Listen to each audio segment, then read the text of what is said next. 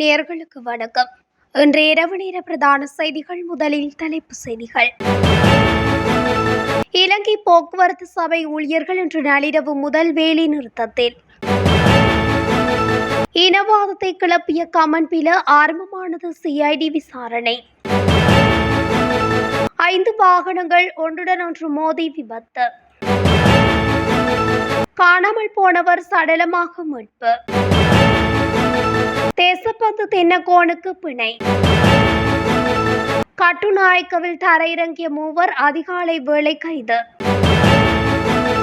குடும்ப சண்டையில் உறவினரின் மோசமான செயலால் வாழ்வை இழந்த இளைஞன். இலங்கையில் வெற்றிலை எச்சிலை உமிழ்பவர்களுக்கு விடுக்கப்பட்டுள்ள எச்சரிக்கை. தொடர்வன விரிவான செய்திகள். இலங்கை போக்குவரத்து சபை ஊழியர்கள் இன்று நள்ளிரவு முதல் ஒருங்கிணைந்த கால அட்டவணைக்கு எதிர்ப்பு தெரிவித்து வேலை நிறுத்தத்தில் ஈடுபட போவதாக தெரிவித்துள்ளனர். இலங்கை போக்குவரத்து சபையின் 8 தொழிற்சங்கங்களில் 7 தொழிற்சங்கங்கள் இந்த போராட்டத்தில் கலந்து கொள்ள உள்ளதோடு ஜேவிபியின் தொழிற்சங்கம் வேலை நிறுத்தத்தில் ஈடுபடவில்லை என தெரிவிக்கப்படுகிறது. இன்று பிற்பகல் நாரக்கேன்பட்டியில் உள்ள இலங்கை போக்குவரத்து தலைமையகத்துக்கு முன்னால் அனைத்து தொழிற்சங்கங்களும் ஊடகங்களுக்கு கருத்து தெரிவிக்கும் போதே இதனை தெரிவித்துள்ளன. நாங்கள் ஒருங்கிணைந்த கால அட்டவணைக்கு எதிரானவர்கள் அல்ல, ஆனால் இந்த நேரத்தில் அவ்வாறு செய்ய முடியாது. நாள் முழுவதும் இயக்க 6500 பேருந்துகள் தேவை, ஆனால் எங்களிடம் 4000க்கும் குறைவான பேருந்துகளே உள்ளது. அதனால் தனியார் துறையுடன் போட்டியிட முடியாது. மேலும் அமைச்சர் எங்களுக்கு பேச்சுவார்த்தை நடத்துவதற்கு சந்தர்ப்பம் வழங்கவில்லை. ஒருங்கிணைந்த அட்டவணையின்படி பேருந்து சேவையின் போது ஒரு இலங்கை போக்குவரத்து சபை பேருந்து பழுதடைந்தால் மற்றொரு இலங்கை போக்குவரத்து சபை பேருந்து வருவதற்கு பல மணி நேரம் ஏற்படும். இதற்கு முறையான ஏற்பாடு செய்யப்படும் வரை நாங்கள் பேருந்து சேவையில் ஈடுபடுவதில் விலகி நிற்கின்றோம் என்றும் குறிப்பிட்டுள்ளனர்.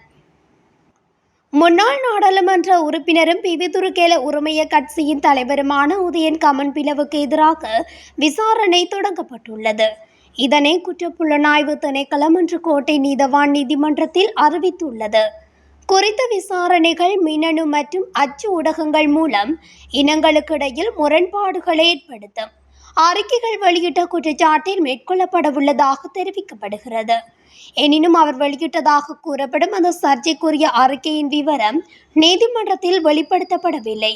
அதன்படி கமன்பிலவுக்கு எதிராக சர்வதேச சிவில் மற்றும் அரசியல் உரிமைகள் உடன்படிக்கை சட்டத்தின் கீழ் விசாரணை தொடங்கப்பட்டுள்ளதாக சிஐடி தெரிவித்துள்ளது. கோட்டை நீதவான் இதனை பதிவு செய்ததுடன் விசாரணை முன்னேறிக் கொண்டிருப்பதால் தேவையான சட்ட நடவடிக்கைகள் தொடரும் என அறிவிக்கப்பட்டுள்ளது.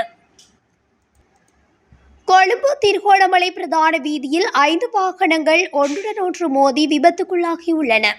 குறித்த விபத்து இன்று கொழும்பு திருகோணமலை பிரதான வீதியில் தம்புள்ளை போகோரன் விவ பகுதியில் இடம்பெற்றுள்ளது. இந்த விபத்தில் ஒருவர் காயமடைந்துள்ளதாக காவல்துறையினர் தெரிவித்துள்ளனர். கொழும்பில் இருந்து தம்புள்ளை திசை நோக்கி சென்ற 3 வாகனங்களும் தம்புள்ளையிலிருந்து கொழும்பு திசை நோக்கி சென்ற லொரியொன்றும் காரொன்றும் மோதியதினாலேயே இந்த விபத்து இடம்பெற்றுள்ளது. விபத்து தொடர்பான மேலதிக விசாரணைகளை தம்புள்ளை காவல்துறையினர் முன்னெடுத்துள்ளனர். இதேவேளை குளியாப்பிட்டிய பில்புல பாலத்திற்கு அருகில் இன்று காலை இடம்பெற்ற வாகன விபத்தில் 2 பாடசாலை மாணவர்கள் உட்பட 3 உயிரிழந்துள்ளனர். பாடசாலை வேன் மற்றும் டிப்பர் வாகனமும் மோதியதில் ஏற்பட்ட விபத்தில் 13 பேர் காயமடைந்துள்ளனர். பெந்தர கலபாசின கிளை நதியில் இட்டப்பன பாலத்தின் கீழ் மிதந்து கொண்டிருந்த நிலையில் சடலம் ஒன்று கண்டெடுக்கப்பட்டுள்ளதாக இட்டப்பன போலீசார் தெரிவித்துள்ளனர். இட்டப்பன படுகொட பகுதியைச் சேர்ந்த 79 வயதான நபரே இவ்வாறு உயிரிழந்துள்ளார்.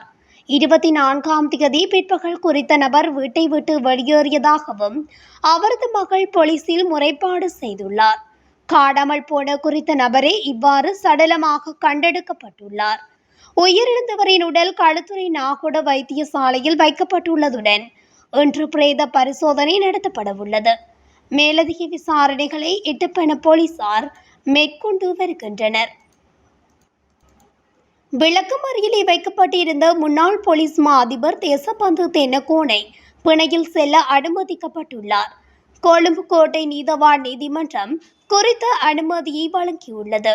2022 ஆண்டு காளிமுகத்திடலில் நடந்த கோட்டா கோகம போராட்டத்தின் மீது தாக்குதல் நடத்திய சம்பவம் தொடர்பில் சந்தேகத்தின் அடிப்படையில் தேசபந்து தென்னக்கோன் கைது செய்யப்பட்டு விளக்கமறியலில் வைக்கப்பட்டிருந்ததும் குறிப்பிடத்தக்கது.